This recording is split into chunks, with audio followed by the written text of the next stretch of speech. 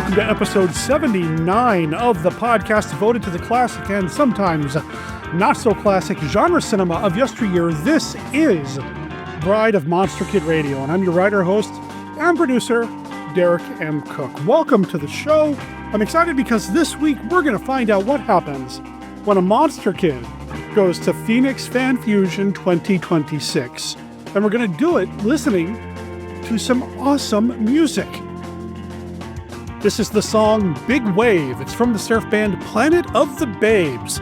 They're a couple of dudes based out of Queens, New York. You can find them at planetofthebabes.bandcamp.com. Check out their album, Earth Can Wait, and let them know that you heard about them here on Bride of Monster Kid Radio. Also, let Phoenix Fan Fusion know that you heard about their event here on Bride of Monster Kid Radio. We're going to take you to this past weekend. Phoenix Fan Fusion took place June 5th, 6th, and 7th in the center of Phoenix, the Phoenix Convention Center. And let me tell you, it's huge. It is the biggest convention I've ever tried to cover on anything like this. I've covered a lot of conventions over the years, but I'm a little out of practice. So when I actually got into the building, and this is after walking a few blocks from the parking garage and getting inside after having dealt with the Phoenix summer weather, I found somewhere to sit down and catch my breath. And because of who I am, that place that I sat down to catch my breath was where they set up the wrestling ring. Yes, there was pro wrestling happening at Phoenix Fan Fusion. We're going to talk about that. I've got a couple of mini interviews that I did with some creators that I found while wandering the vendors hall. And I took in some panels. And I recorded those panels as well. And I got permission to record those panels and play some of them on this episode of Bride of Monster Kid Radio. So you're going to get that as well. Of course, this would not be an episode of Bride of Monster Kid Radio if we didn't have Mark Matsky's Beta Capsule review. So before we get into anything that happened at Phoenix Fan Fusion, we're going to hear from Mark as he's telling us about another episode of Ultraman Taro.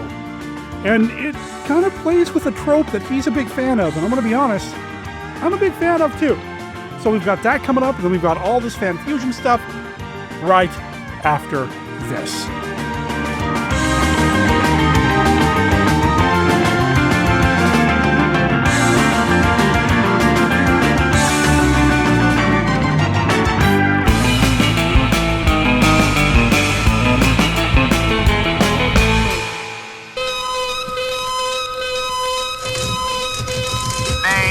Cornelius, adult chimpanzee, speaks English.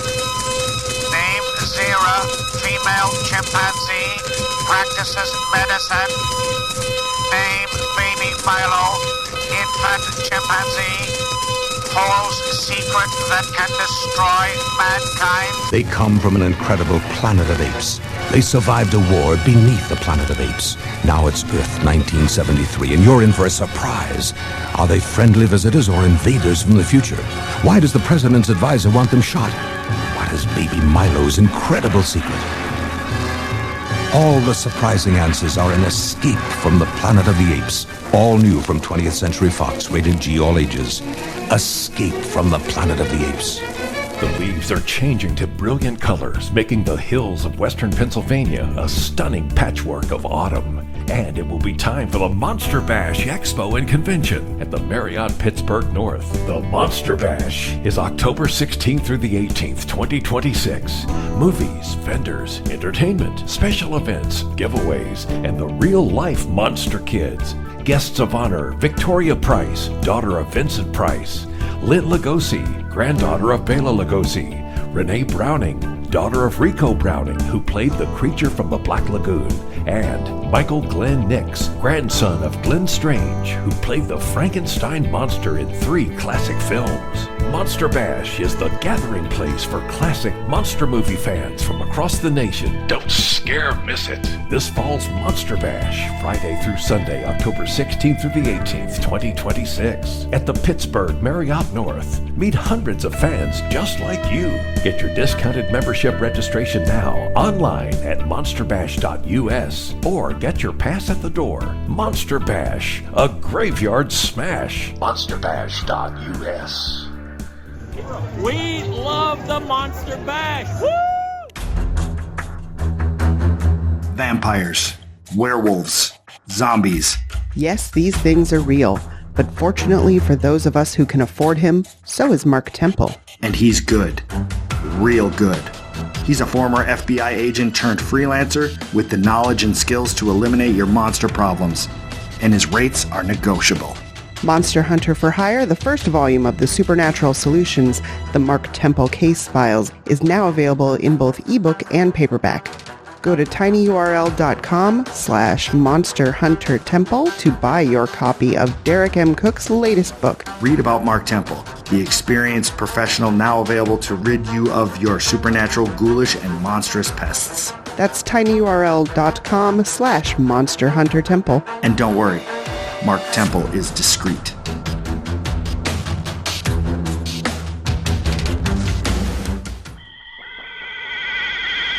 Live from the Land of Light in Nebula M78, home of the mighty Ultra Heroes, it's Bride of Monster Kid Radio's Beta Capsule Review.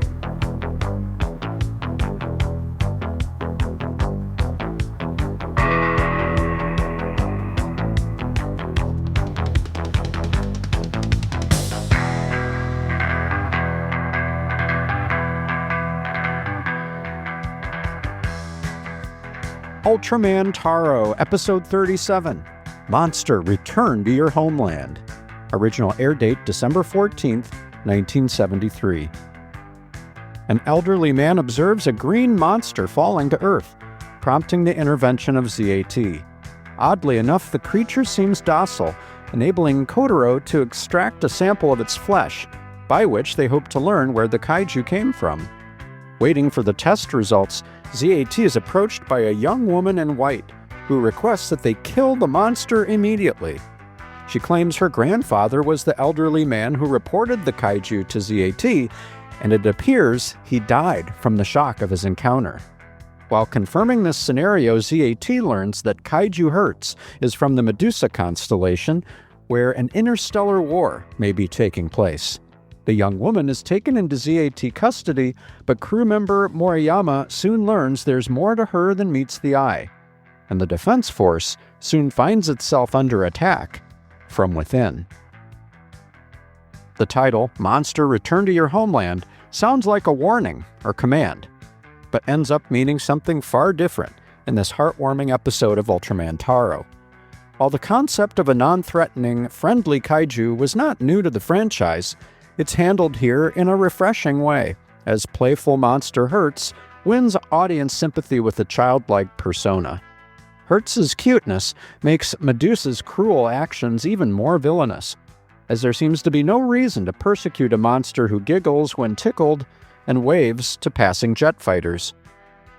For reasons that are truly perplexing, Medusa communicates with Kotaro by quoting Muhammad Ali's famous phrase, "I float like a butterfly, sting like a bee," first coined in 1964.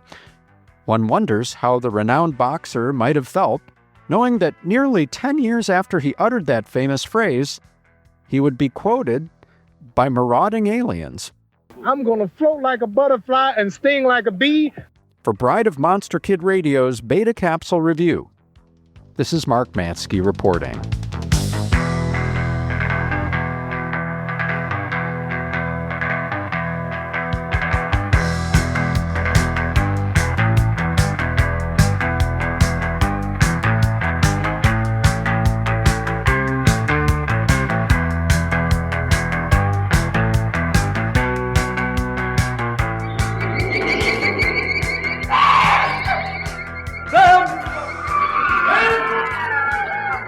Watch out for them! A menace never known to man or beast before. An endless horde of crawling, crushing, gigantic creatures. So horrifying there was no word to describe them. Watch out for them! Watch out for Warner Brothers' screaming new shock sensation, Them! Yes, I saw them. They were huge and scaly, and they had gigantic jaws, and then one came at me. Kill one and two take its place. This is the endless onslaught of them, clawing up out of the earth from mile-deep catacombs. See Them, the most astounding journey into terror ever taken, starring James Whitmore, Edmund Gwenn, Joan Weldon, and James Arness. Them! Now, before we get into the actual coverage from the convention, I want to give a special thanks to Phoenix Fan Fusion, and in particular, huge shout out to Brandon, who worked with me and dealt with my repeated emails, trying to make sure that we got the press application and everything taken care of. I wanted to make sure we had the media pass set up so that when I got there on Friday, it would be a smooth kind of just going in and doing what I need to do. Brandon worked with me on that, and then when I went down the Thursday before to pick up the press pass, the people working the tent there where I could pick up my badge, they were awesome. In fact, everybody that I worked with there, whether it was somebody manning a tent or a table or checking credentials or even security, they did the best they absolutely could given the circumstances being there being a lot of people and it being very, very hot. It is June in Phoenix, Arizona, folks. So I want to give a huge shout out to them and a big thank you to everybody who made sure that I was able to get in and cover the convention for everybody here. Also, I want to say thank you to everybody who let me record their panels. Really appreciate it, and I hope that what I'm sharing with you here, you find enjoyable. Now, as I said, when I got there, I immediately went to the wrestling ring. Now, I had been to Fan Fusion as part of my Lego club, my LUG, last year, so I kind of knew that there was going to be wrestling there, and I kind of knew where the wrestling ring was. Same place as it was last year. Slam Fusion put together an incredible show. In fact, they were going nonstop. A lot of the wrestlers there were performing over and over and over again. We're talking 10, 12 matches over the course of 3 days. That's crazy. Now, were these intense, hard-hitting, strong-style matches? No. But I would say that the kind of matches they were putting on required a different kind of strength and stamina. I'll tell you about it here in a second when I actually recorded after the wrestling matches had happened. So, Slam Fusion is what they call the wrestling event that they do at Phoenix Fan Fusion.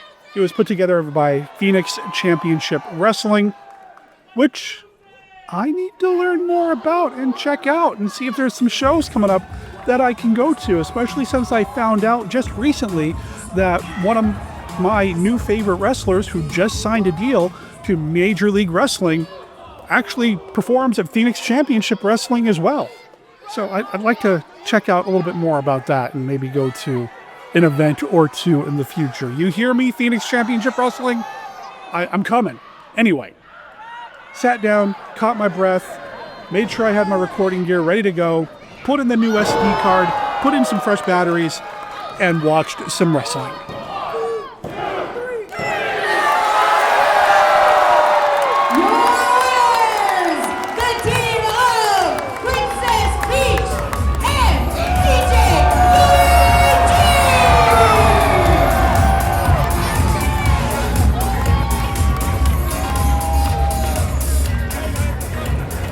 All right, so that was fun. It was a combination of some cosplay wrestling as well as just some straight up indie wrestling. And it was a good time. And the best part of it was a full house. It was very full. There were a lot of people there with a lot of smiles on their faces, including a bunch of kids, which was great. That's what that's all about, right? Is doing that. That was really cool. I don't know where I'm going next. I'm going to wander around and try to find something that this monster kid's going to enjoy. All right, so I was only in the vendor's hall for a few minutes before I saw a guy with some classic monsters behind him, so I had to stop by. Chris Ribsky, how you doing, man? Good, man. How you doing? I'm having a good time. This is my, it's Friday, so we just are getting started. You're here all weekend, though, yeah? Yep, I'll be here Friday, Saturday, and Sunday. What do you do? So I'm a character illustrator. I just do a whole lot of, I like drawing monsters and creatures and stuff like that. I'm trying to break into the industry. I want to be a cover artist. I've been trying to get into Image Comics. I'm knocking on their door. Hopefully one day I can get in there. Just give me just one, just give me one. I'll be proud of that. I also sell at Terror Trader in Chandler, Arizona. I got greeting cards, prints, you name it. I just keep switching it up there. So if you go in there today, you might see something different like in a couple weeks. Always trying to keep it fresh. I also got my own book called Lurking Corners. It's a 28-page horror illustration book. You got the mix-up of slashers, classic monsters, Frankenstein, the Wolfman, Creature of the Black Lagoon. My favorite. Yeah, me too, creature feature. So that's just kind of dipping my toe in the water in regards of a book. I'm working on a actual storybook right now. I just want to write it all out before I put pencil to paper, because the last thing I want to do is have write the first book and then the third book I contradict myself. I don't want to do that. So I just really want to have it all written before I want to do like a 6-part series. Who knows? Maybe I'll do one beefy book. But just a teaser. It has to do with the mafia and things going wrong. And it's like a revenge tale of one of the guys come back in like demon form, take out his crew. So yeah, it'll be pretty sweet. And it's going to be black and white. It'll be like Sin City style. I don't got to hire a colorist. So yeah, it's going to be pretty sweet, dude. I love black and white artwork. That's where I feel I personally shine. Black and white artwork, you can see all the fine details, all the little spots, all the little dots, the line work. So, but yeah. So I'm just an independent right now. I'm in no major company. Just trying to branch out. If anybody ever wanted to work with me, I'm open. My information's out there on Instagram, at Chris Ripsky Art on Instagram, Facebook. So anybody's interested out there, just give me a holler, give me a follow. I'll make sure there's links in the show notes so people can check it out. Ripsky is spelled R-Y-B-S-K-I. Before I let you go, because I don't want to, get in the way of any potential customers. Yeah. Why the classic monsters? What is it about them that draws you? Simply, it was my upbringing. I spent a lot of time at my grandparents' house, and they had all the classic monsters on VHS. I used to watch those things until I broke the VHS tapes. I used to run around the front room as the Wolfman. I used to get really into it, So, like, yeah, it all has to do with what was around me and what I grew up with. And I feel that, we need to respect the classic monsters while, I don't know if, I don't want to get too modern with them. I know people try to go modern, but, pay respect to them, pay homage to them, and remember what came before. Yeah. We could sit here and probably talk monsters all day, but I'm going to let you go. I'm going to come back by before the end of the weekend and pick up a copy of Lurking Corners. Okay, sounds like a deal, my friend. Thank you so much. Chris Ripsky, R-Y-B-S-K-I.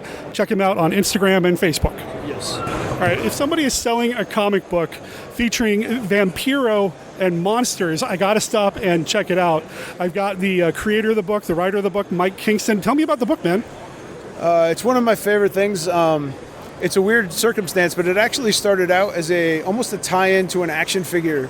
They were making this Rockabilly Vampiro action figure, but that character had never existed, so they asked me to develop a backstory. And I guess the backstory I came up with was so out there that we decided to make it a comic, and we've had some people interested in it for TV development. But it's Vampiro as an underground Rockabilly guitarist who wants monsters. His guitar turns into a literal axe, and he's fighting a motorcycle gang of nuns, which is one of my favorite things. They're called the Bad Habit because I'm eternally corny. But yeah, it's he inadvertently kicks off starts the apocalypse, and it's a bit of a road comic. Everybody's got vehicles. There's a disgraced cop who's a YouTube monster hunter who hunts fake monsters who gets tied up in it, and it's a lot of fun. There's a lot of weird, tricked out characters. I very much love, I always say it's like a Santo movie if Robert Rodriguez directed it. So that's kind of my vibe for it. I loved Preacher when that came out. So just those are some of my inspirations. Dusk Till Dawn obviously is one of my favorite movies. So those are the types of things I wanted to make, and it's been a lot of fun. It's my favorite thing to sit down to write. And Vampiro is such a fun guy to collaborate with because every time he opens his mouth, he might string together words that have never been uttered in human history before. He is an unusual dude in the best way possible. So he's been a fun collaborator and a fun guy to draw inspiration from. And it's one of my favorite things that I've ever written. It's right next to this Friday Night Bigfoot, and I got to ask you about that real quick too. What is Friday Night Bigfoot? So Friday Night Bigfoot is a book that I write with Gangrel about a guy that trains Bigfoot to wrestle in Portland in 1983 to save his family-owned wrestling promotion from getting run out by the sort of incoming WWE-style National Fed. For people who know Portland wrestling, I always say it's like, what if Don Owen had Bigfoot when WWE was moving in on him? And he stumbles upon Bigfoot. Instead of selling him for millions of dollars or whatever, he trains him to wrestle. And we open the book with Bigfoot in rehab doing yoga, so it's that kind of book. And Gangrel is also a different type of insane than Vampiro, but also a great insane. We originally wrote that as a short story for our Tales from the Road series, and it was so much fun. Like, we would just talk about it at shows, and then we were like, we got to make this a series. We got too much material for this. So, but it's been a lot of fun to work on as well. Mike Kingston, you're online, Instagram, places like that? Yeah, everything is Headlocked Comic. It's one word. We're on most of the platforms. It's all me. So, come pull up and see what we got cooking. You told me that you do about 30 shows a year. Where's your next show? I'm in San Antonio next week, and then New Orleans, San Diego, a couple others. But I try to stay moving. I do everything direct to consumer. I don't generally. Vampiro is available through Massive and bookstore or in comic stores, but almost everything I hand sell direct to people or through Kickstarter. So it's a lot of fun. It allows me to sort of tell the stories I want to tell without any kind of obstructions, because that's important to me. I want you to head over to monsterkidradio.net, because I'm going to make sure there's links in the show notes to what Chris Ripsky's up to, as well as what Mike Kingston is up to, Headlocked Comics. I want you all to check it out. So again, go to monsterkidradio.net and check the show notes when you're done listening to this episode. Now, I didn't get any other interviews on the floor because I wanted to spend time in the panel rooms. I know that when it comes to conventions, people have certain things that they like to do. Some people like to go to the autographs and get pictures with the celebrities. Some people like to shop independent art and see what's available on the vendor floor. Some people like to go to the panels. And y'all who've been with me long enough know that I love going to panels at these things. So that's what I did. Now, the first panel I went to was called Panel of the Apes, Dissecting the Apes franchise from a Human's Perspective. Now, if I have any criticisms about Phoenix Fan Fusion, is that it was really hard to know who was going to be on these panels. There was nothing in the program, there was nothing in the website, there was nothing in the PDF to tell me who the moderator was or who the guests were. So unfortunately, I don't have all of that information here. I do know that during the introduction of the Panel of the Apes panel, they introduced themselves, and you're going to hear that, but I couldn't tell you who they were other than what they shared while introducing themselves at the panel. This isn't a failing of the panelists. I just wish there was more information available about the panels and the panelists in the official programming. That's the criticism that I would probably aim at Phoenix Fan Fusion. That said, had a good time at the panel, and I hope you enjoy what I'm going to share with you here. This is the Panel of the Apes. I hope that the name is not the best part of it, although I am extremely fond of a good play on words. But welcome. We are going into the Planet of the Apes franchise. There seems to be a pretty healthy mix of age groups here, so we're probably going to be touching on all of it. But first, intros. I'm Zach. I'm the comic books and superheroes producer at Phoenix Fan Fusion. And my name is Katie. I run the Planet of the Apes Museum of Natural History. That's not a thing, I'm just making that up. Yeah, my name's Katie, and I'm one of the horror panelists that end up peppered out throughout some of these panels. I'm published in short fiction and essays regarding horror, and I'm a found footage junkie. And today we're here to talk about Planet of the Apes. And this is a franchise I have had in my DNA since I was about 6 years old. And I'd like to just start by sharing my introduction to this franchise. I was about somewhere between 4 and 6 years old, and the original Planet of the Apes came on television. Now, I'm still a little wet behind the ears, don't really understand much about the world. I did really understand a lot of the political talking points and the social narratives that the story was telling. But I kind of understood that they taxidermied one of the astronauts, and that there was a corpse lady at the beginning. There was a lobotomized dude, and then at the end, when the Statue of Liberty, I was old enough to understand that he was back on Earth. And for me, Planet of the Apes was a straight up horror film. And it left such an impression on me. I wasn't able to just pick it up because this is about 3,000 years ago, maybe in the late 70s. As when I saw this, that puts the date there. All the original 5 movies, which had already been out for years, but we weren't in the age where you could just find them.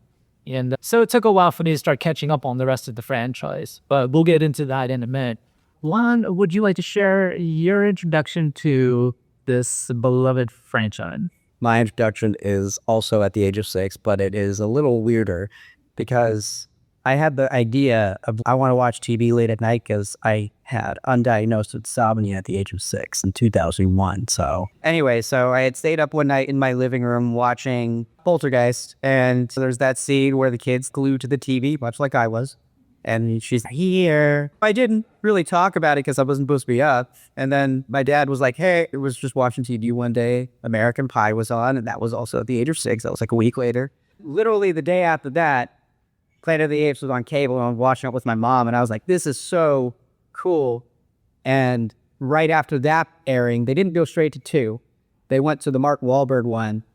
What is going on? And this is in Boston. Could you please just continue that voice? Yeah, and so you see, he has a tank top because it's Mark Wahlberg and he's got to make up for the Funky Bunch, right?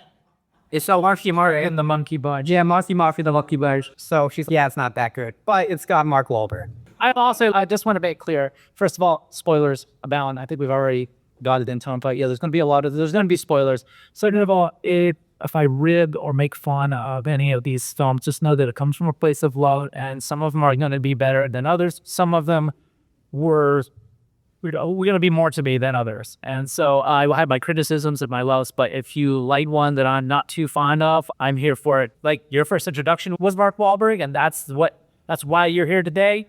I'm for that, and I will not judge you. Let's go back to more of a golden era. Let's kind of get an idea, like, how many folks know the original 5 films? All right, there's a few that don't, but a lot of you do. Okay, they're always going to be my favorite, and we're going to kind of start off and talk about those films. The glue that glued it all together is Roddy McDowall, and for those of you that don't know who Roddy McDowall is, he appeared in 4 out of 5 of the original films. He also appeared in all 14 episodes of the short-lived television series Stead. And he's like the heart and soul, I think, really behind the Planet of the Apes as a whole. And he was busy like either directing a film or doing something on theater. I don't remember exactly, but he actually missed the sequel. Now, if we take a look at the first film, before we even get into all 5 of the films, what was the source material? Has anybody read Monkey Planet by Pierre Boulle? All right, okay. If you don't mind, I'm going to do a major spoiler alert on this one. But also, it's been out for a very long time, and if you haven't read it, that's on you. That's right. And it has been translated into English, so you had your chance if you don't see your action. But the story was 2 astronauts, like a married couple, are out on a space yacht, and they find this bottle full, like a know the ball. And they read this crazy story about an astronaut that went to this crazy planet of apes. But in this story, this astronaut did go to another planet. It was off of Betelgeuse. It was orbiting Betelgeuse. And there wasn't a pretense that this was going to be some kind of twist where it's Earth. But it is an excellent twist at the end of this book where you're led to believe that the 2 astronauts are humans. But they reveal at the end that they are actually 2 apes. And they don't even believe this. So there's no way there's such a thing as a talking human. And I was like, wow, that was clever. How could they talk? They couldn't film that. There would be no way to film that twist. They would only work in book form. So when they did the film for that first film in the franchise, they couldn't use that twist. It just wasn't gonna work. Their budget was never going to do it. Technology was in that book was modern to what we knew at that time. Yeah, so we had this lower budget. They put up a lot of budget went into the makeup, but they also had come up with a much more iconic twist, which I hear Rod Serling had a lot to do with writing that twist. Yeah, so the film was a huge success. It unfortunately, that came out at a time when sequels were not considered monetary investments by film companies. So cutting the budget was something that was a necessity, and they tried. But the sequel came out a couple of years later called Beneath the Planet of the Apes. Easily my least favorite of those original films. You bring honor to your house. I'm so sorry, Ali Cleon just walked in. So Beneath the Planet of the Apes was, Charlton Heston did not want to do it, and he steered the franchise with his stipulations. And it has, everybody seen Beneath the Planet of the Apes that has seen the original films? He insisted that he blows up Earth. Yeah, I remember that. And the thing is, you gotta have a love-hate relationship with Charlton Heston in this series because he did a great job in that first movie. Yeah. Comparatively to anybody in that situation where you land on this planet and you discover later on that it's, spoiler alert, Earth, he played that very well as an actor and as just somebody who is thrown into this very unfamiliar territory of how much physical makeup and prosthetics were used in that film. Some of the best of its time, in fact.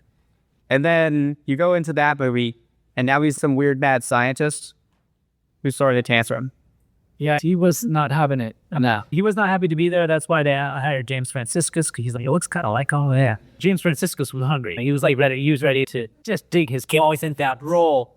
Roddy McDowall did visit. I missed Roddy McDowall in it in hindsight when I watched the film. I'm just like, the guy that played Cornelius he tried. And then I think at least he tried to emulate the Cornelius the source character, so I give him credit for that. But beyond that, I found that movie had some major issues. It was not subtle in its message. The anti-war messages, it was just very, very in your face. It was talking about the Vietnam War. But worse than that was the constant, when you can start speaking psychically and you go, yeah. You know, like, what did he say? Not even a translation on the screen. And you're just sitting here wondering, what is going on a bit? I think in the story, I disagree. I think that's my favorite part. Because I'm the kind of person that I hear things when I think of them. I have that weird auditory processing thing. And so anytime I would have seen that scene, I would have just been like, hey, Martha, did you get the fish today? I heard that they were cooking something nice up in the cook area. No, you went to the bath in the cave again? That's cool. We're fine. We don't have to talk about this in therapy, Martha. It's okay. Yeah, you just put your own stuff in it and it makes it much more enjoyable. Say do your own dialogue for that stuff. But let's move on. Okay, so at the end of this film, everybody dies. Dawes Planet blows up and Charlton Heston did it. And they're like, okay, great. So what happens? They do the impossible. They absolutely nailed it. They created another film. And they created not just a third movie in the series, but we talk about third movies in series. It's arguably one of the best third movies in any movie series that's ever been created. Part of your Escape from the Planet of the Apes. And the way that they retconned the story, it worked. The way they flipped the script from the first film to the third film, and it was a complete role reversal where now you got 3 Apodauts. And I saw that one more in my childhood than any of the other films. I would agree. It really holds up, and just the general setting and how they utilize the environment to the benefit of that film, it makes it so memorable. Yeah, this is a ton of money. Yeah, I honestly remember very little of the original movies. I can picture in my head Escape. Yeah, and I love Kim Hunter. So it's very Kim Hunter heavy, and so I think it's the last time we get to see Kim Hunter in the franchise. But Escape from the Planet of the Apes, we're all thinking, and there is data. Planet of the Apes, it often has these pretty rough endings. But yeah, that film, growing up, I grew up with cable television.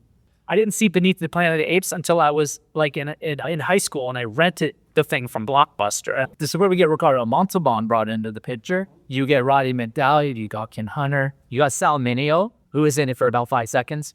And this one, the way it ended was so completely dark, but it also had a great twist.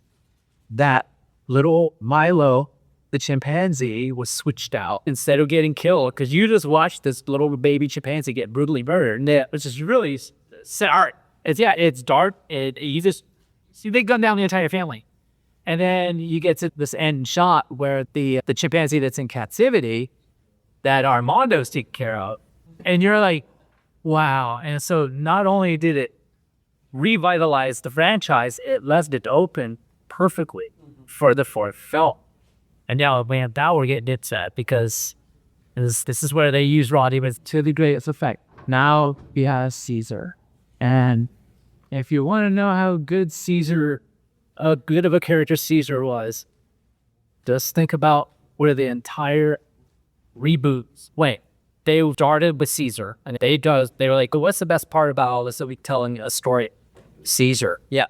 And Conquest was is that the light part once? So it was like, if you think about it from camera perspective, it was very dark as a movie. You can't see much of anything in that cell. This is true. I always think of it as I filmed the whole thing.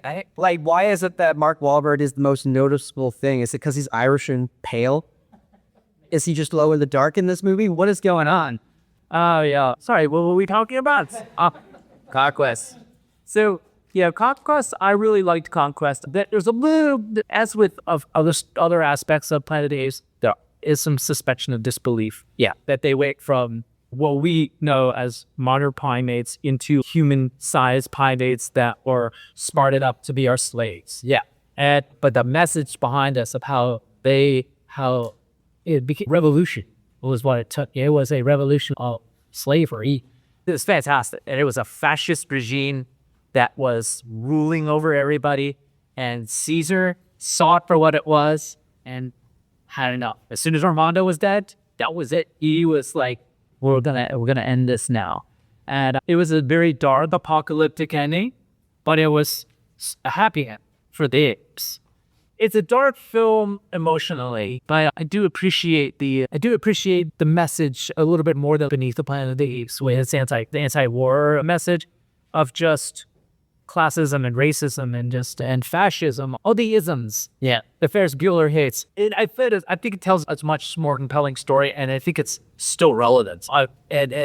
So I feel like Conquest holds up along those levels. Yeah, no, and I think the most notable thing for me as somebody who loves cinema is when you look at the release dates for all of these Planet movies, the original 5, they were relatively quickly made.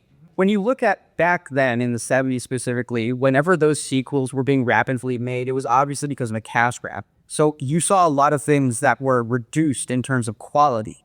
But even with 2 being what it is, right, the quality for these 5 films remains consistent. The storytelling, again, except for 2, remains consistent. The acting is solid. Everybody there is telling a very compelling, memorable story that keeps you engaged throughout. And even today, I find myself wondering, how did they make this? How did this, like the level of artistic adaptation that came to creating the prosthetics, developing these sets, and utilizing that environment, how did you manage to make this without any sort of oversight? It's because the 70s were the Wild West effect. Yeah.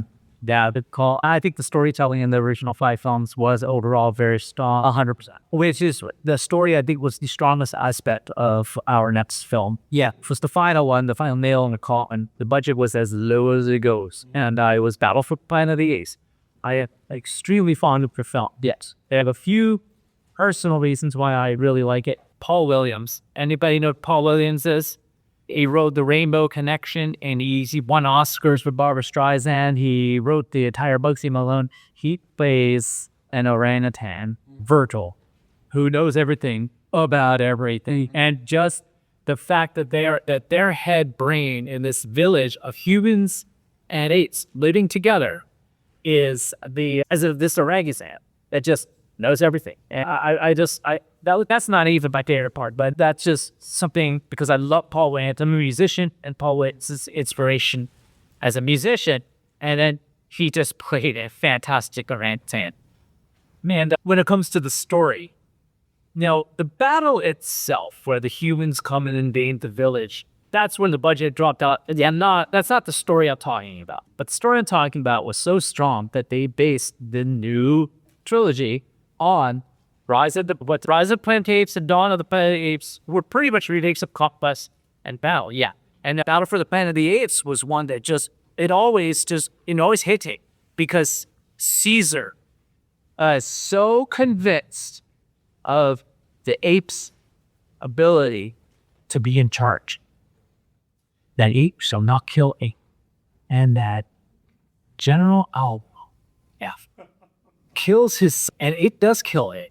And it's just like he has to swallow his pride. And that's what I loved. I love that they took that. I absolutely love. That's why I love the new trilogy as well. Yeah, because they took what I thought was strong art of Battle of the Planet of the Apes, and like Caesar's story in those last two films and Conquest and Battle, I think are amongst the strongest character stories and character arcs.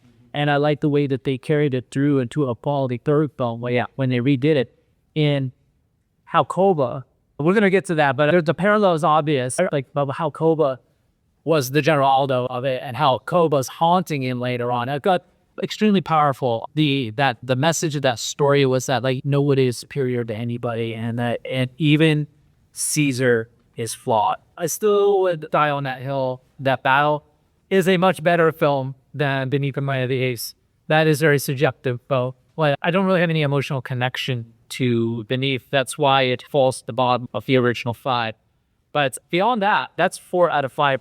I think really strong films and or stories. If we sacrifice something in a little bit of the special effects, or the scope of the battle was no.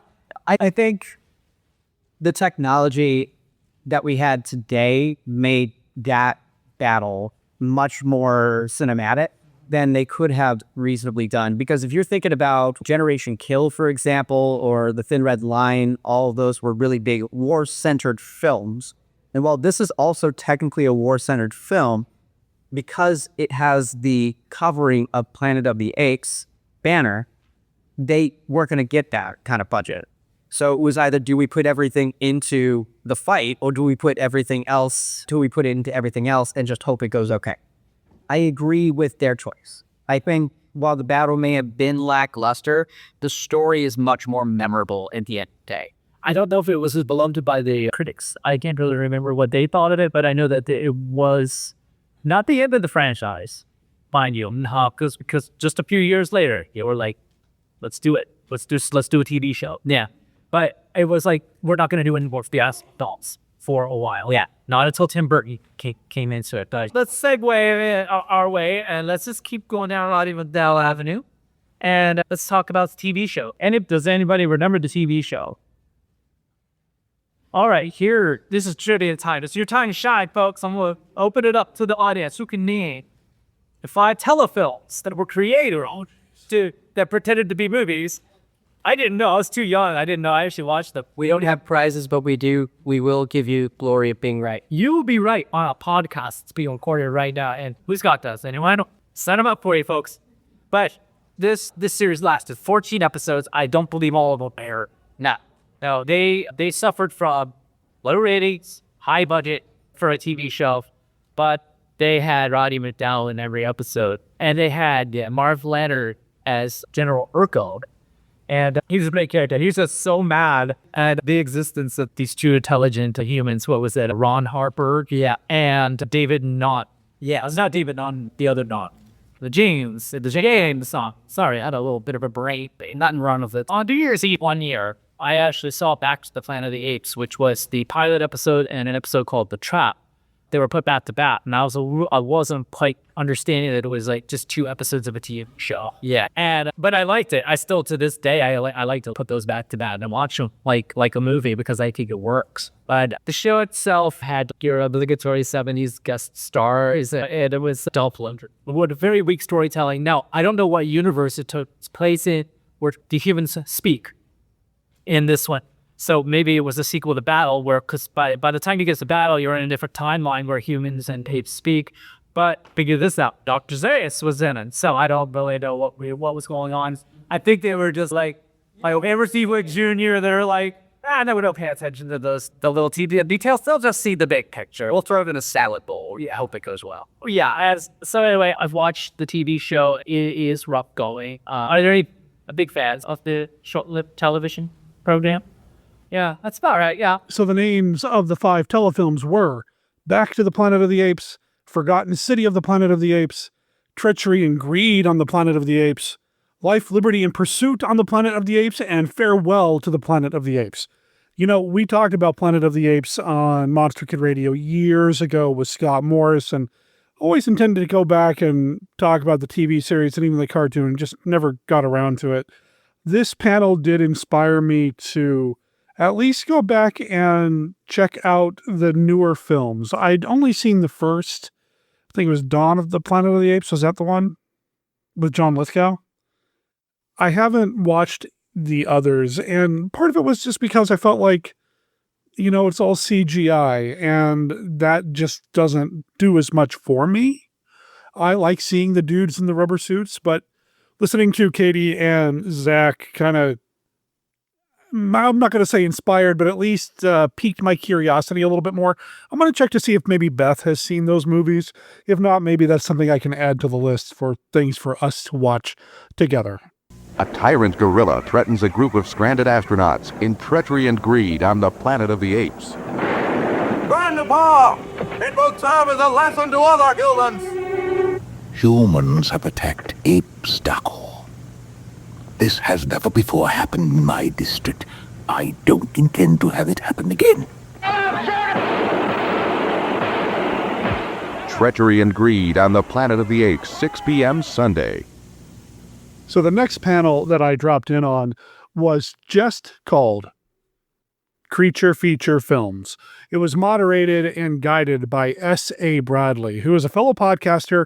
He produces the Hellbent for Horror podcast. I don't know if that is still going. I don't know if there's been any recent episodes of that, but you can check out the archives of that podcast. He's also the author behind Screaming for Pleasure, How Horror Makes You Happy and Healthy. I recommend that book. And actually, S.A. is somebody that I've known for a while. We travel in the same circles. And I took a second to check in with him, make sure he was okay with me recording the panel and using it on the podcast. He actually smiled and said, "You should be sitting up here with me." And, well, yeah, maybe I should have been. I'd like to have been. I want to next year be more involved with the panels at Fan Fusion. We'll see how that turns out. Remind me, if I don't remember myself, that I need to submit some panel ideas for Phoenix Fan Fusion 2027, would you? Anyway, here's some of that panel. You have a great group of people here to talk about creature features. I will have them introduce themselves or start at the other end of the table and work our way back.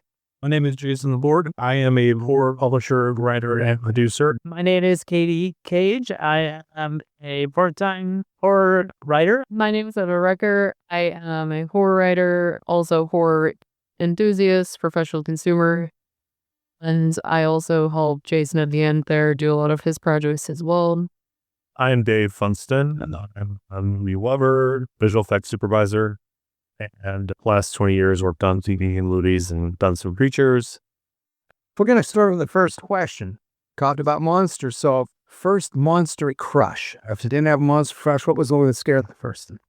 Made for TV movie called Gargoyles with Bernie Casey. I was really tired, and I mean, I still think about it nowadays. It's still like how it made me feel. It's like kind of like after like one of the earliest moments where I was experiencing like what horror was. But it has a style of its own. It scared the head out of me. So to Scott's question, I'm not going to say the first one. I'm going to say the most recent. I will say Creature that I have kind of real crush on. That's super controversial. Is from Nosferatu. I don't think I ever got through it because I couldn't get late enough to watch it. But Species. Can't remember the plot of the movie. Probably not important. I think the other one that I had more objective crush on, that really got me into animation and visual effects, was the Water Tentacle from the Abyss. Obsessed with that movie in general, and then learning behind the scenes. I think just set my career in love. Yeah. The one I fell in love with and I had bottles of and glowed in the dark and everything is Godzilla. Me at the right time, I was scared to death.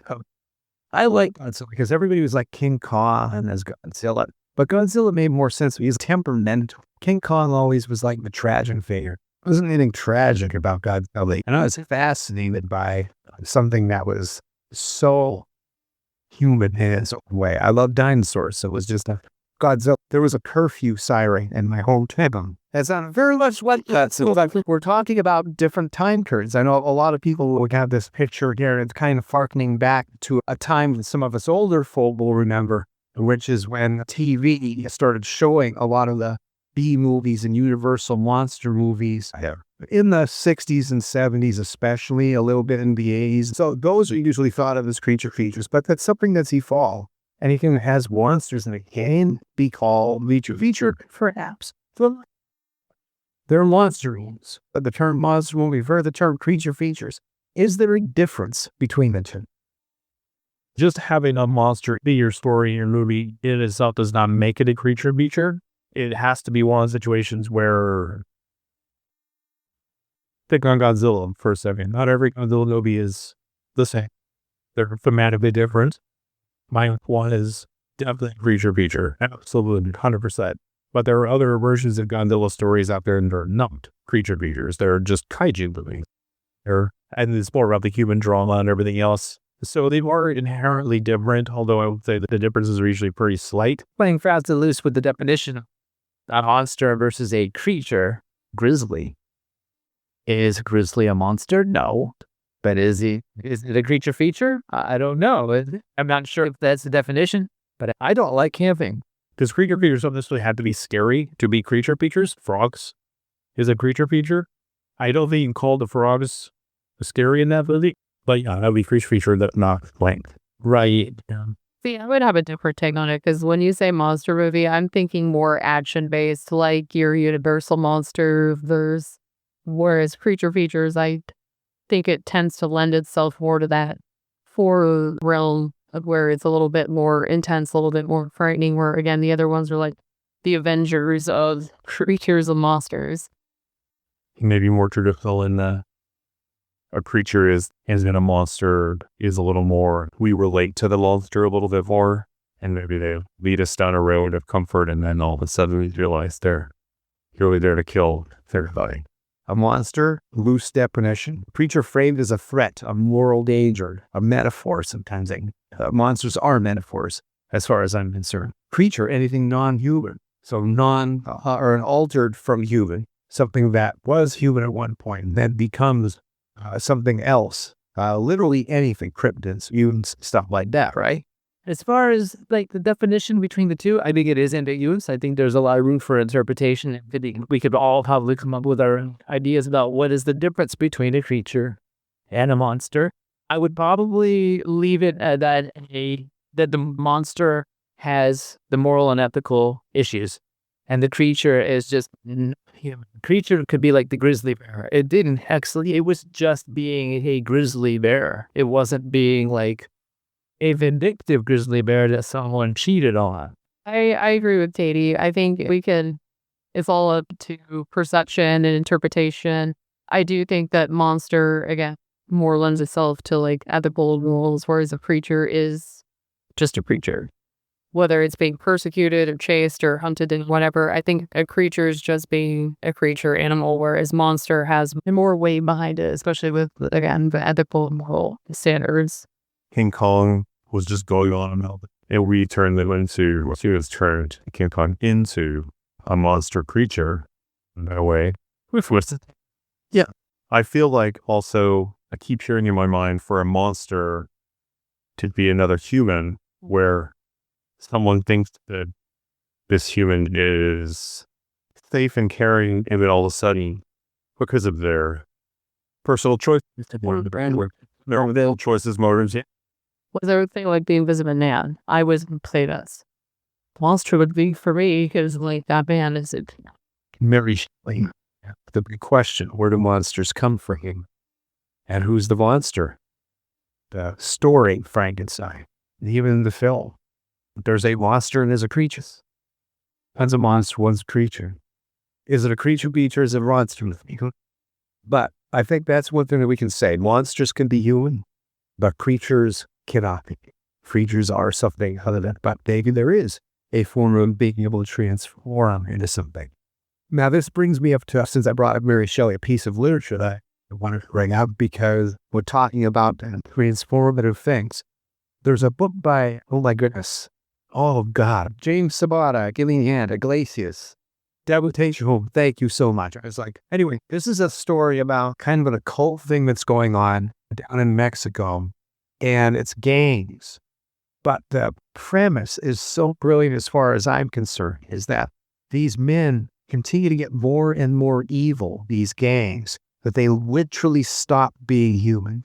They start to transform into something else. They start using Santeria and all this different stuff. But by the end, there's a supernatural element to people who in the very beginning were not. I love the idea of the metaphor. You could literally go past a point of being a human without even transforming into anything else.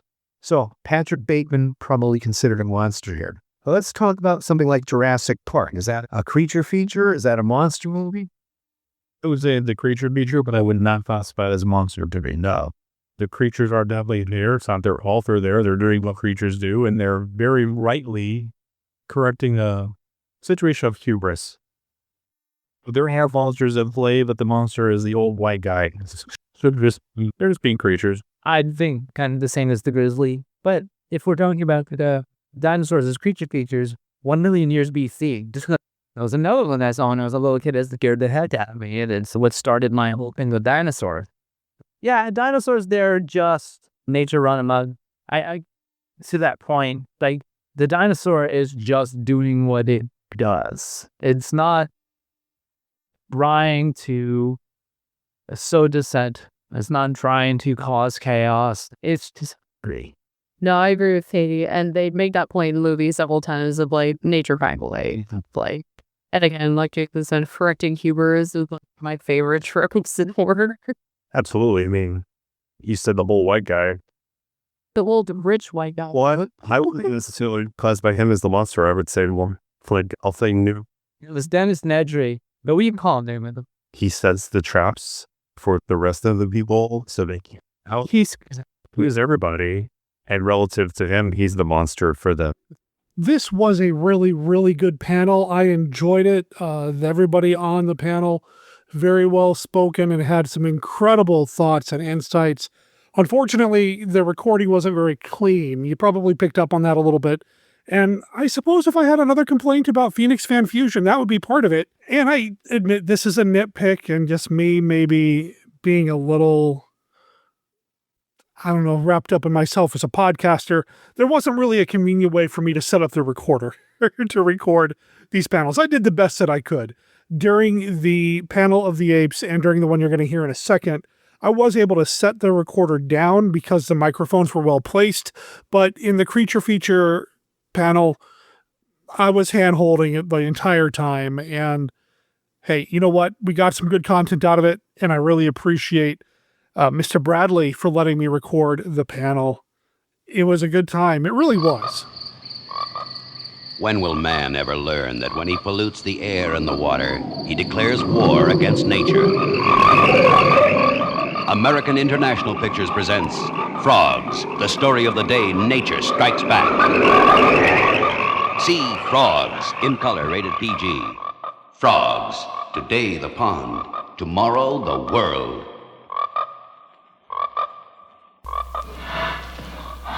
You are being stalked by the most savage, carnivorous ground beast in the world. Anyone is fair game for grizzly. Over 2,000 pounds and 18 feet of gut-crunching, man-eating terror. The deadliest jaws on land belong to Grizzly, rated PG, parental guidance suggested. The final panel you're going to hear some from is the panel called Boldly Going for 60 Years, a retrospective on Star Trek, the original series. Y'all know that I want to do more Star Trek here on Bride of Monster Kid Radio, so I figured, man, there's a Star Trek presence here. I got to get in on that. So here's some of that panel. Well, I'd like to welcome you all here. We are the United Federation of Phoenix, your local Phoenix, Arizona Star Trek fan club that celebrated its 50th anniversary here last year. If you haven't made it into the cosplay area at the end, we have our original series transporter console that was built in 1977 and the original series cabinet chair for photo ops. So particularly for those of you who are wearing original series costumes, please step by and get a free photo op there. That's not the only criteria because we had Darth Vader in that chair. You never know who wants to sit in that chair. Like Klingons.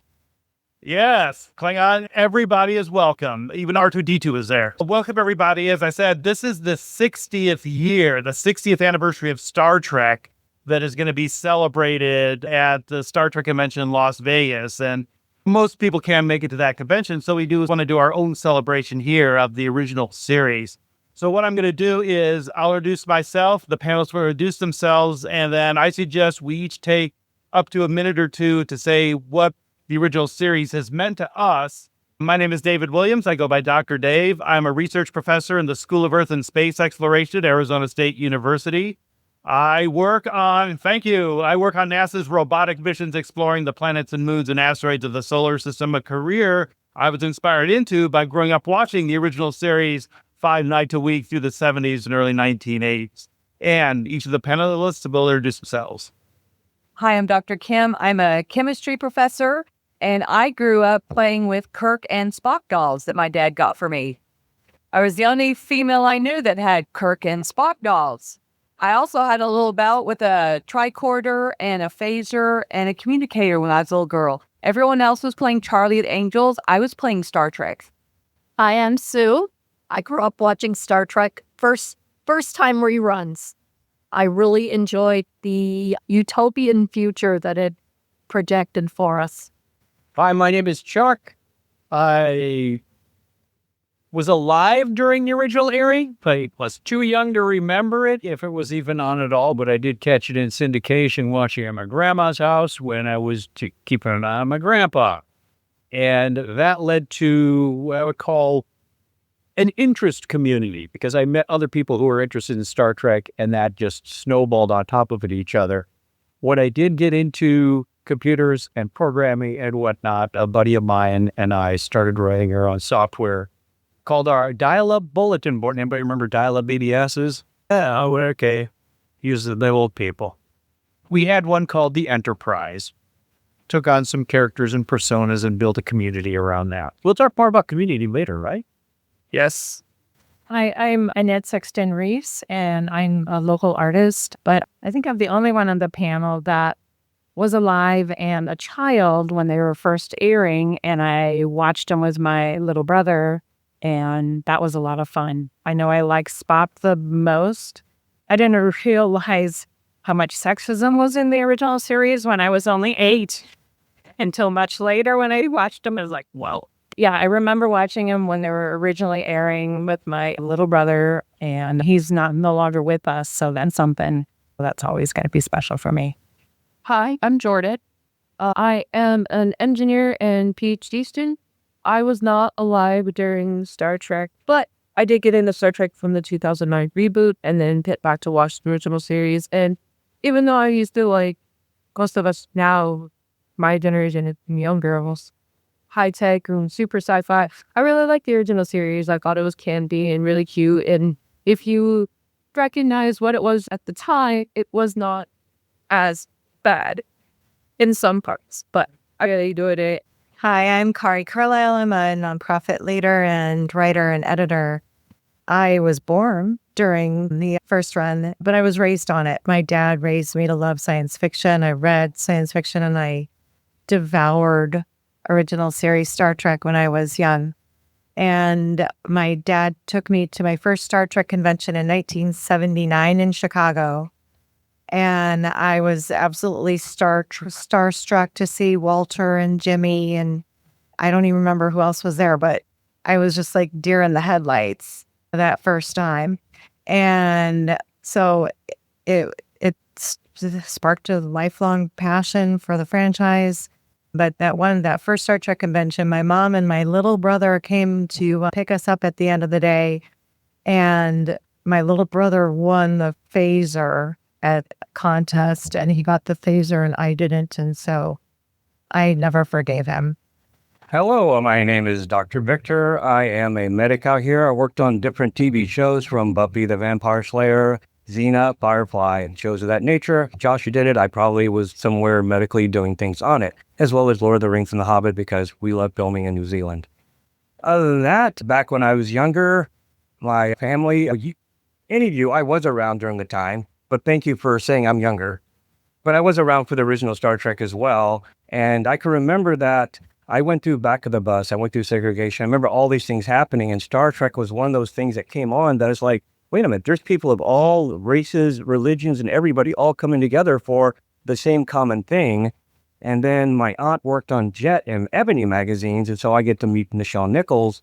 And then I just became a real big Star Trek fan back then. But Star Trek, to me, was one of those things that during all the strike of everything going on, it brought everybody together. And it's the one thing I could always look at and say, what? It doesn't matter who you are, what you do. There's a place for you in the future. We can talk about this and from so many different perspectives. And those of you who've come to Fan Fusion regularly to our Star Trek panels over the years have heard us talk about Star Trek from just the episodes and favorites and worst ones and how it's led to all of the subsequent shows and the people involved. And I'll mention to me, the thing that I've gotten really familiar with as a professor, as an instructor, I actually have taught a class at ASU called Star Trek and Humanity's Future in Space, and how the vision of Gene Roddenberry about this secular, this tolerant, this humanistic vision of the future is, I think, the thing that is what attracts everybody to this show, or at least many people to the show. And so many people I've met over the years have been inspired to become doctors and scientists and engineers and diplomats and military officers because I grew up and watched this particular show. So when one explores the academic literature of Star Trek, and there's a whole lot of that out there, people who've done doctoral dissertations, books by professors at universities and all over the world, literally, there's just so much that you can emphasize about how this show has affected not just the U.S. popular culture, but popular culture around the world. So we'll be able to explore some of that in whatever issue you want. So I'm going to let each of the panelists take a minute or two and say, what is the one thing that they most want to say here on Star Trek's 60th anniversary about how it's affected you or what you think its effect has been on society? And we'll start with Dr. Kim. Oh, my goodness. I think I'll just mention an experience that just happened today that just shows how important Star Trek is. We were at the booth with the transporter and the captain's chair, and a teenager in a TOS uniform came up and was so excited to sit in the captain's chair. What show from the 60s is still inspiring our youth? It's just an amazing testament to the show, and I guess that's why we keep coming back to it. It's just is an amazing impact on our lives. And it was so fun to see this youth who is excited about the original series. I think the biggest impact that Star Trek has made, or getting to what Kim said, is I see it in the world. We've been on the Star Trek cruise a number of times. And boy, howdy, if IDIC, infinite diversity and infinite combinations, isn't very visible right then and there. There's such a sense of belonging and acceptance and respect, no matter who you are, what you believe in, what you do. We're in this as a common cause. Yes, we all have a shared interest in Star Trek, but it goes beyond that. And I think in today's climate, that's more important to remember than anything else in this world of divisiveness and derision and cancel cultures. I think you said it yesterday, Dave, we have more in common than we do that in differences. And that's important to remember. And I think Star Trek is a great way to keep reinforcing that. So I grew up, I'm the oldest of 7 children in a very somewhat violent, hectic family, a lot of motion, a lot of stuff happening all the time. And that was my refuge, I think, watching Star Trek, especially Spock, and his logic, because there was no logic in my life at all. And so I could hook onto that logic and feel like there was hope, I think. Just in being someone on the spectrum myself, I felt I could identify to someone to identify with. So I think I think that probably happened to a lot more people than me through Star Trek also, just seeing the logic and just how Spock seemed to have this logic. They were making fun of him. I didn't even notice them making fun of him until I was older. So that, I think, just went right by me. But I think that's really what helped getting through all those years and made me really interested in science as well. Yeah. Anybody else want to make a comment? Sure. Copy. I really got the sense of community from Star Trek. It is an older show. There has been new iterations, but I've always been able to find most people in Star Trek cosplays are very friendly, and so I've been able to make a lot of friends from that. I was here 2 years ago now, and got in a huge argument with a group of my friends, and we were all just kind of like hanging out in downtown Phoenix in the middle of the night, and I saw a guy with Star Trek Las Vegas jacket, and I'm like chasing him down the street. I'm like, hey, what's your name? I like your jacket. Do you want to be friends? Like, and we're just saying that, and he's been a really good friend to me. He and I hang out at this convention, a bunch of different conventions, it's through Star Trek. Even on social media, I have so many friends from TikTok and Instagram, and we all like Star Trek. We all been Star Trek kickbacks and talked. I've never met these people face to face. Some of them I probably will, but there's just a whole sense of community online or even face to face that you get for Star Trek. For me, I think Star Trek represented then our immediate circle in our lives. The world is so much bigger, and there are so many amazing people out there that we can get to know. And in Star Trek, it's aliens, but right here on planet Earth, we have so much to learn from each other. And so I found that inspirational, and I went into anthropology and archaeology and museum work and history. And so every time I go back and rewatch anything in any of the Trek universe, I see that reflected back in the show. Just this, how people in Trek interact with aliens is so similar to how we interact with each other here on Earth. And all of the mistakes just that we make on Earth are reflected in the series with First Contact, and it's the same thing here on Earth. And we have so much to learn from our own history and experience, and I see that reflected in Trek. Star Trek is for everyone, by everyone. That's what I just think about it. So that hit goes back to Gene Roddenberry's humanism, and we also remember that he was a bomber pilot in World War II. Matt Jeffries, the production designer, Bob Justman, the line producer. These are all people who saw the worst of humanity during World War II. And so they wanted to show that we as a species can do better. And that's why they put the humanity through the show in all the different stories. And of course, yes, compared to modern standards, that's a very sexist show. When we rewatched during the pandemic, we watched each episode and said, ooh, that's like, yes. But compared to the shows that were on the air at the same time, in between 1966 and 1969, it was very progressive. So when you see that, always remember, don't necessarily judge it by today's standards, judge it by the time in which it was made. And that is true of every one of the Star Trek shows. How many people here saw the animated series that was on between 1973 and 1975? It was a Saturday morning cartoon. Yes.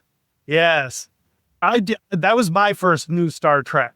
I have a lot of students who got into it from TNG or through Voyager, inspired by those shows of the Berman era, but I thought they were years 4 and 5 of the 5-year mission. Yeah. Despite some things that are really hard to do, go to the center of the galaxy like they did in the Magic to Make Us Do. But anyway, yeah, back in those days, the paper and stamps days, as the 70s are known, when people wanted to communicate, there was the Star Trek Well Committee that was run, and you could send a self-addressed stamped envelope, and they would send you information about whatever Star Trek fan groups were around in whatever part of the country that you lived in. And is our club here, we formed in 1975 from a group of ASU undergraduates and high school students. At the time, the height of Star Trek Original Series fandom was as high. And of course, our transporter there was built in 1977 as a prop for the club's first fan film. We've seen at Star Trek conventions around the country that when people have lost hope due to a trauma of some sort, these shows are what gives them the inspiration to go on. And that is something that cannot be. It's a mechanism for family and a positive. Gates McFadden once said of The Next Generation, it's a great show for parents to watch with their kids because it tells you morality about how to deal with issues.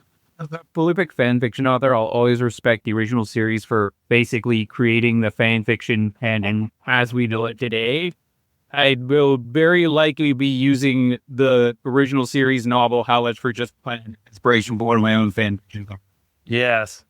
In that novel, the Enterprise visits a planet they're vying for with the Klingons, and the people all communicate through lyrics of Broadway musicals, right? Yeah.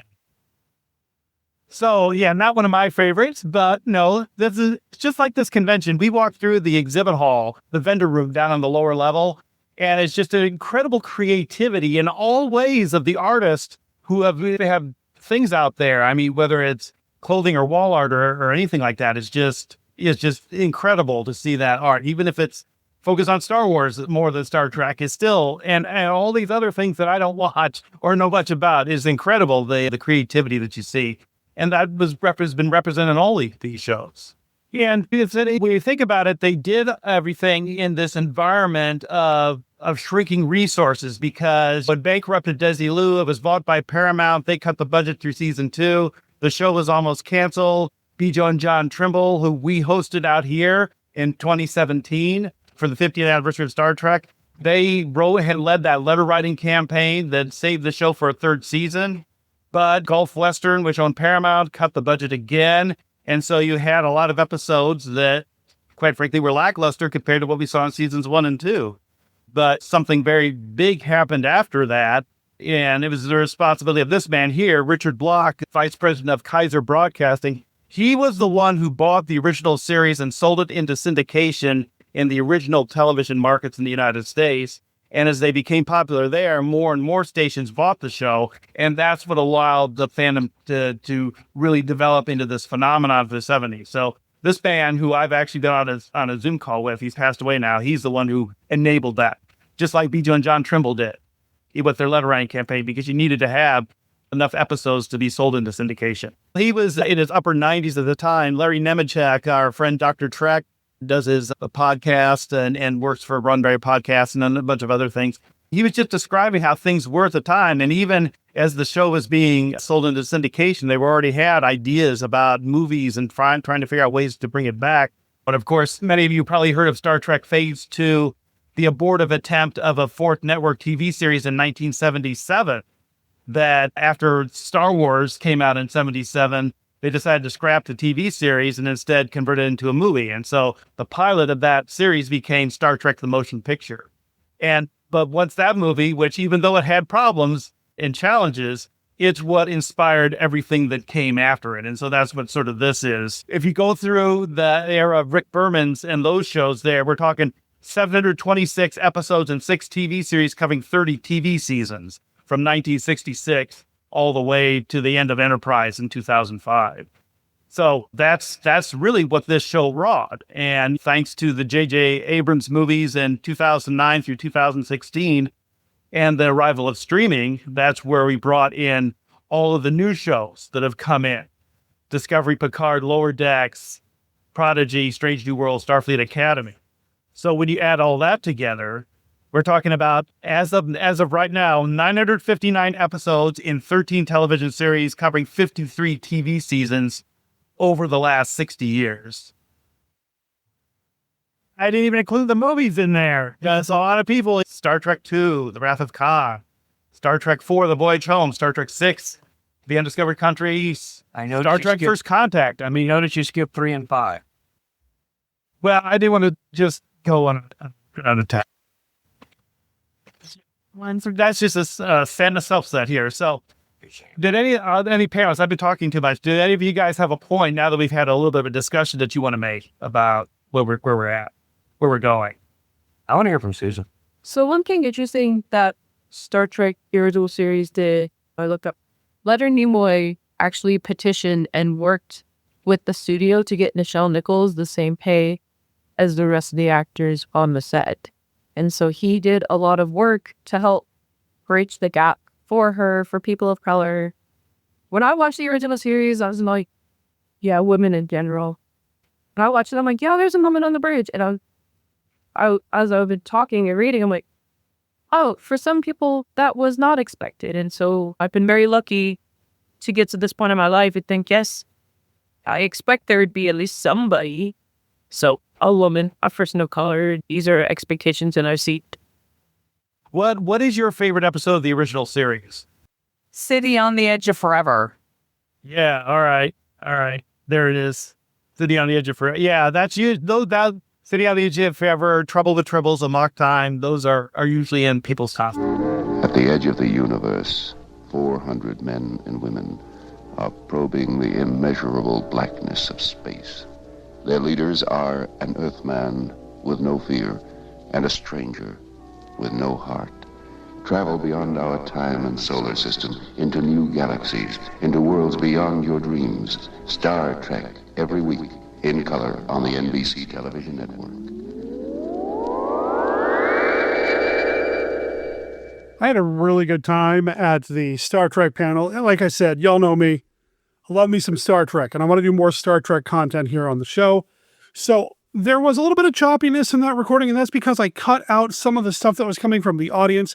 While the panel was cool with me recording them, I didn't ask every single audience member if I could record them and put them on the show. In fact, I did that with all the panel clips that you've heard in this episode. One thing that stood out to me, though, about the Star Trek panel, talking about 6 years of Trek and that sort of thing, is so many people talked about how Star Trek inspired them to get into the sciences. And I think that's important and super cool, but I think it's not telling the whole story. It's not painting the entire picture. What I mean by that is that I don't have the aptitude for engineering. I'm not a scientist. I didn't get into mathematics. Certainly not going into outer space, as cool as that would be. I'm not wired that way anymore. There might have been a time when I was in grade school when I thought science was really cool, and I still think it is, but I'm not a scientist, man. But what I am, I think at my core, is a storyteller. And this is something that came up with somebody in the audience. So we're talking about the storytelling and the writing and that sort of thing. And I think sometimes that gets overlooked when you talk about the impact Star Trek has had. The storytelling is so important to me and to so many other people. You can't get the inspirations to get into science and engineering and all of that if you don't have a good story to couch it in. You know what I mean? You don't get the IDIC, the IDIC, if you don't have a story to build it around or make it part of or any of that. And I tried to bring that up, but it was towards the very end of the panel and wasn't really a lot of time to spend discussing that, so I didn't include that, but it is something that I think is super important. There was somebody sitting behind me who was talking about fan fiction and how important Star Trek is to the movement of fan fiction. I mean, Kirk Spock / fiction, fan fiction, goes all the way back to the original series, man. And that's kind of important and mind-blowing, too, to think that Star Trek begat a lot of that. Now, certainly, Star Trek isn't the first media property to have fan films made about it. You could actually trace that all the way back to the Little Rascals, if not further back, or Our Gang, excuse me, if not further back. But it's certainly a big part of the fan fiction and fan film movement. Didn't talk about fan films at all, but I did briefly bring up like audio dramas because I have done some voices for some Star Trek fan audio dramas, and shoot, I'm still kind of poking at one, and maybe I'll write one and produce one someday. Okay, I really want to do that actually, so I'm going to speak that into existence here. But yeah, anyway, I feel like Star Trek does so much, and there's no way they could have packed it into an hour. I had a really good time at Fan Fusion overall. I thought the panels were fairly well organized. I think of the three, Mr. Bradley's, the creature features, was the most organized because he knows what he's doing, man. He may as well be a professional moderator when it comes to these panels. I spoke to him afterwards, and he told me that he actually had 7 panels booked for the weekend. And he told me that getting ready for these, he didn't say getting ready for them. He didn't say prepping them or getting questions. He said he was writing the panels. And that's really, inspiring and something that I'd like to start taking that approach to my panels when I get to start doing them again. Like later on this year with Gathering of the Ghouls, for example, I would like to write my panels out so that there's more content and it just feels better prepared.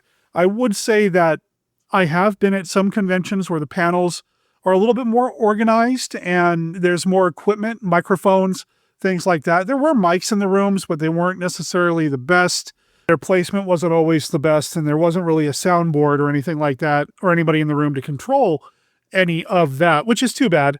I would have liked to have seen that, not just because I would have plugged my recorder straight into it to have a much better recording, but just in general, I think it would have sounded better overall. I am really eager to get involved in some panels next year. So remind me to submit some panel ideas, would you, if I don't do it myself?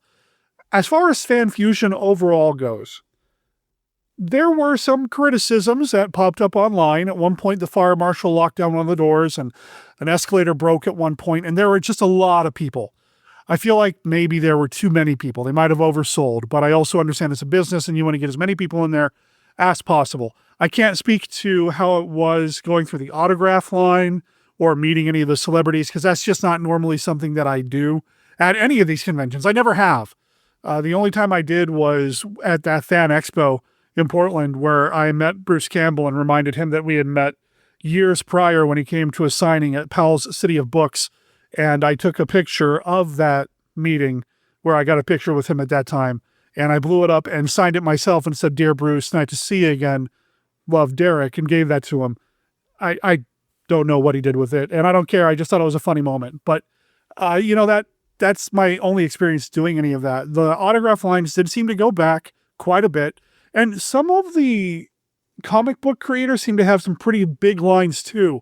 Chris Claremont in particular had a line and a hard cutoff. I understand on Sunday, people really wanted to see him, but they couldn't because there was a cutoff to the line. Also, Chavo Guerrero was there, but not advertised. He just had a stool and a small table set up in the vendor hall. I talked to him briefly. I actually had a nice little conversation with him. Talked a little bit about how much I really appreciate all the work that he's done. And Chavo Guerrero, okay, he's a pro wrestler if you don't know who he is. Chavo Guerrero is a professional wrestler, worked for WCW, WWE, Lucha Underground, appeared briefly at AEW, and has done a whole lot of work behind the scenes for a lot of different promotions. He also works with a lot of television and film productions that have to do with pro wrestling. He's usually one of the guys they bring in to teach the actors and actresses how to move in the ring believably. In fact, I think Nick Offerman just recently worked with him for a TV project that he's got coming up or has already been released. I don't know. I don't keep up with Nick Offerman, but I did see him talk about working with people like Chavo Guerrero. So I shook his hand and thanked him for all the years of entertainment that he's provided. And I got to tell you, one, his skin felt like dried out leather. And two, his grip, I have never had such a firm grip placed on my hand while I was shaking somebody's hand. That was crazy. He was super friendly. And if I had the cash and like an extra $60, I might have even gotten a selfie with him. But it was kind of cool to bump into him. That was neat to see him set up there and doing his thing. Speaking of wrestling, though, I want to go back to the very beginning of this episode where I talked about the Slam Fusion event, the various wrestling matches they had going on. It seemed a lot more cohesive this year than last year when Beth and I went, and there were supposed to be themes, but none of it really made much sense to us. This year, it seemed to make a lot more sense when they did the Friday Night Fright Fight, I think is what they called it. I don't remember for sure, but it was supposed to be all horror-based wrestling. You had to be 18 years old or older to be there. At least that was the recommendation. And like the first match, for example, we had a couple people of color in whiteface coming in dressed and made up as the White Chicks from the Williams Brothers movie. So they got in the ring, and then they were wrestling a tag team of Ghostface and Art the Clown from the Terrifier films. And it started out as like the White Chicks wanting to do a dance-off with the Killers, but then the Killers got to wrestling, and then Art the Clown pulled out a knife and stabbed one of them, and then the other one got the knife back and stabbed the other two, and it was fun. I don't know if it was like the most professional of professional wrestling, but it was fun, and I enjoyed that. Now, I did mention this earlier, though, that I discovered that one of my favorite indie wrestlers who just recently signed with Major League Wrestling was there, but I wouldn't have known that because they don't tell you. Now, I know when you go to a wrestling match, you get told the character names, the wrestlers' names, the kayfabe names, if you will. You don't necessarily get told their real names.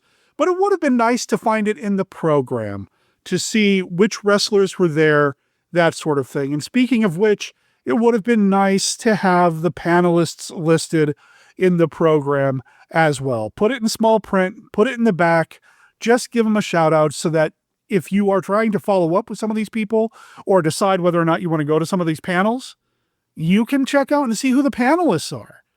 I think that would be really helpful. I don't think I've ever been to a convention where the panelists are not mentioned in the panel listing. In fact, there wasn't even a panel description in the program. There was just a calendar and a schedule and the names of the panels, and that's it. Now, obviously, Panel of the Apes in the horror track, you can kind of guess it's going to be about Planet of the Apes. And 60 years boldly going with Star Trek, you know what it's going to be about.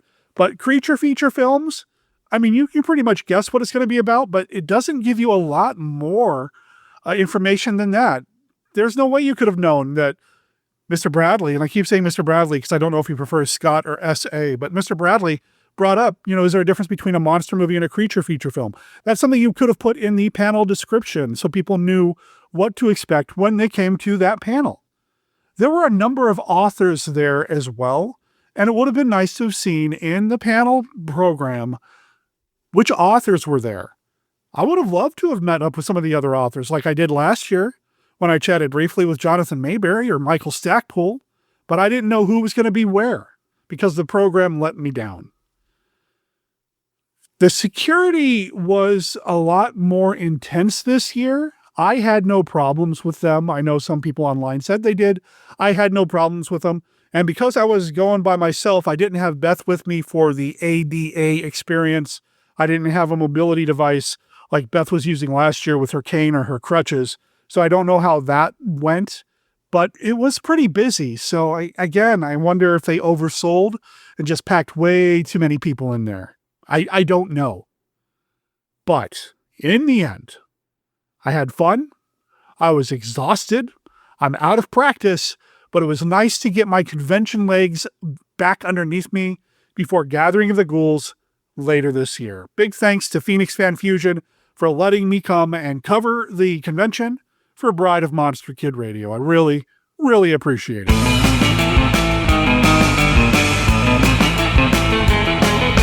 Well, that brings me to the end of this episode of Bride of Monster Kid Radio. Thanks for listening. Thanks for being here. And I'm going to proactively thank you for sharing updates about this podcast across your various social media platforms, whether you're on Facebook, X, Reddit, Patreon. Well, actually, you can't share on Patreon, but I can. Go to patreon.com/monsterkidradio to learn everything you need to know about how you can support Bride of Monster Kid Radio. And when I release the show notes, you'll see what's coming up on the next episode of Bride of Monster Kid Radio. And if you're a paid patron, I'm going to start posting remastered versions of some of the conversations from early episodes of Monster Kid Radio. If you're a paying patron over on patreon.com/monsterkidradio, you already had a chance to check out a remastered version of episode number 1, where Chris McMillan and I launched the show at a convention.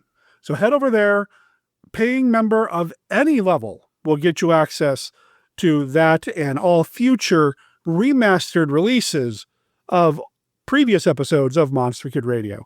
You can send people to monsterkidradio.net if you want to tell people about the podcast. You're going to find links over there to everything that we've talked about, including Phoenix Fan Fusion, including Chris Ripsky, including Mike Kingston. Everything we got going on, you're going to find over there. Plus, there's the Amazon affiliate link. Please consider using that when you shop on Amazon because it helps us out here by putting a few pennies in our coffer, courtesy of Jeff Bezos's incredibly overfull coffers. I also realized this episode came out a little later than intended. Again, the convention thing just whooped me, man. I'm drained. In this case, the D and Brother D is drained. Yeah, I was drained. I still am. I'm still catching up. But I hope to be back to normal because tomorrow night, Friday, June 12th, at the Chandler Museum at 300 South Chandler Village Drive at 6 p.m., 1925's The Lost World is playing. I can't wait to go there. Now, I don't know if there are still seats available. Tickets, they're free, but they are asking you to reserve your seat because, again, they want to make sure there's enough seats for everybody. I'm going to make sure there's a link in the show notes to that as well. If you're going to be there, I'd love to meet you. And, I apologize. There were a couple of people that wanted to connect with me at Fan Fusion that I just wasn't able to get out there for, and I'm so sorry. So special shout out to Leandro and special shout out to Wayne. Sorry I missed you at Phoenix Fan Fusion. Leandro, I would have loved to have seen your Doctor Strange cosplay. And Wayne, hey man, if you're in the area and I'm in the area, you drink coffee? Let's meet up for coffee or something, man.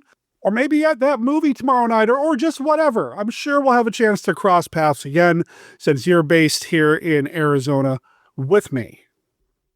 That goes to everybody, by the way. If you're in the area, I'd love to meet up. Drop me a line, monsterkidradio@gmail.com, or you can always call and leave me a voicemail message. You can call 360-524-2484. Bride of Monster Kid Radio is a Team Death production. All original content of Bride of Monster Kid Radio is licensed under a Creative Commons Attribution, Non-Commercial, No Derivatives 4.0 Unported license. You can learn more about Team Death, our other projects like Death Designs, Mail Order Zombie, the Team Death YouTube channel, and more at www.teamdeath.com. Remember, death is spelled D-E-T-H. All previous episodes of this podcast, as well as the original Monster Kid Radio podcast, are available at www.monsterkidradio.net. Please rate and review Bride of Monster Kid Radio wherever you download your favorite podcasts. Big Wave is copyright 2026, and the band is Planet of the Babes. You can find it on their album Earth Can Wait at planetofthebabes.bandcamp.com. Check them out. Let them know that you heard about them here on Bride of Monster Kid Radio. My name's Sarah Kim Cook. I'll talk to you here in a few days because I'm getting back on track. Ciao.